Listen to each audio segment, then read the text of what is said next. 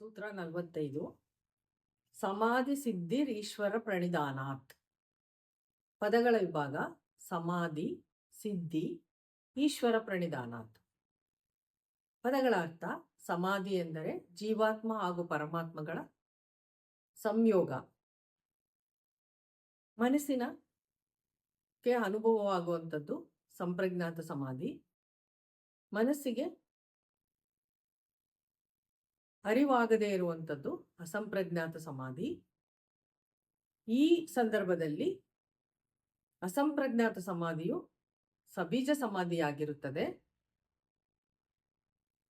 ಸಿದ್ಧಿ ಎಂದರೆ ಯಶಸ್ಸು, ಯಶಸ್ಸಿನ ನಿಲುಮೆ. ಈಶ್ವರ ಪ್ರಣಿಧಾನಾತ್ ಅಂದರೆ ಸಂಪೂರ್ಣವಾಗಿ ಪರಬ್ರಹ್ಮನಲ್ಲಿ ಶರಣಾಗತಿಯನ್ನು ಹೊಂದುವುದು. ಭಾವಾರ್ಥ: ಯೋಗಿಯು ತನ್ನ ಯೋಗಾಭ್ಯಾಸ ಧ್ಯಾನ ಮಾಡುವ ಸಂದರ್ಭದಲ್ಲಿ ತನ್ನ ಇಷ್ಟ ದೇವತೆಯನ್ನು ಪರಬ್ರಹ್ಮದಲ್ಲಿ ನೋಡುತ್ತಾ ಆ ಸ್ಥಿಮಿತತೆಯನ್ನು ದಾಟಿ ಪರಬ್ರಹ್ಮನ ವ್ಯಾಪ್ತತೆಯಲ್ಲಿ ಅವನು ಅನುಭವಿಸಿಕೊಂಡು ಇರಬೇಕಾದರೆ ಅದೇ ಆಳದಲ್ಲಿ ಇರಲು ಅವನ ಮನಸ್ಸು ಕಕ್ಕಾಬಿಕ್ಕಿ ಆಗುತ್ತದೆ.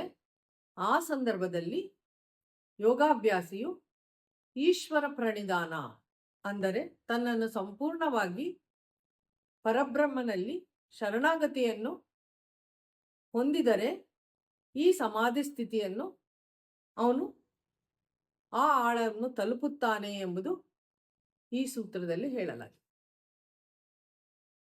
ಸೂತ್ರ 46 ತತ್ರ ಸ್ಥಿರ ಸುಖಂ ಆಸನಂ.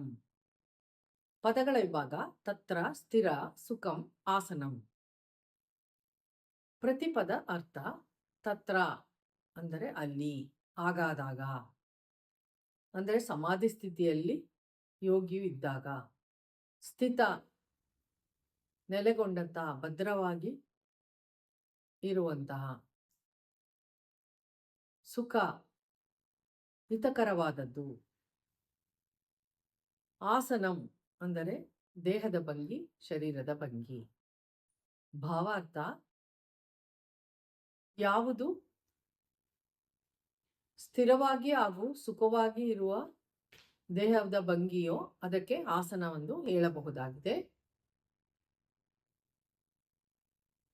ಯಾವಾಗ ಯೋಗಿಯು ಸಮಾಧಿಸ್ಥನಾಗುತ್ತಾನೋ ಆ ಸಂದರ್ಭದಲ್ಲಿ ಅವನು ಕುಳಿತುಕೊಳ್ಳುವ ಭಂಗಿಯು ಸ್ಥಿರವಾಗಿ ಇರಬೇಕಾಗುತ್ತದೆ. ಅದಕ್ಕಾಗಿ ಯೋಗಿಯು ಆಸನಗಳನ್ನು ಮಾಡುತ್ತಾ ಅವನ ಶರೀರವನ್ನು ಬಲಿಷ್ಠನಾಗಿ ಮಾಡಿಕೊಳ್ಳಬೇಕಾಗುತ್ತದೆ. ಬಲಿಷ್ಠನಾಗಿ ಮಾಡಿಕೊಂಡ ಮೇಲೆ ಬೆನ್ನನ್ನು ನೆಟ್ಟಗೆ ಇಟ್ಟುಕೊಂಡು ಗಂಟೆಗಟ್ಟಲೆ ಕುಳಿತುಕೊಳ್ಳಲು ಸಾಧ್ಯವಾಗುತ್ತದೆ. ಈ ರೀತಿ ಅವನು ಗಂಟೆಗಟ್ಟಲೆ ಬೆನ್ನನ್ನು ನೆಟ್ಟಿಗಿಟ್ಟುಕೊಂಡು ಸ್ಥಿರವಾಗಿ ಕುಳಿತುಕೊಂಡಾಗ ಅವನಿಗೆ ಆತ್ಮದರ್ಶನವಾಗುವಂತಹ ಸ್ಥಿತಿಯು ಉಂಟಾಗುತ್ತದೆ.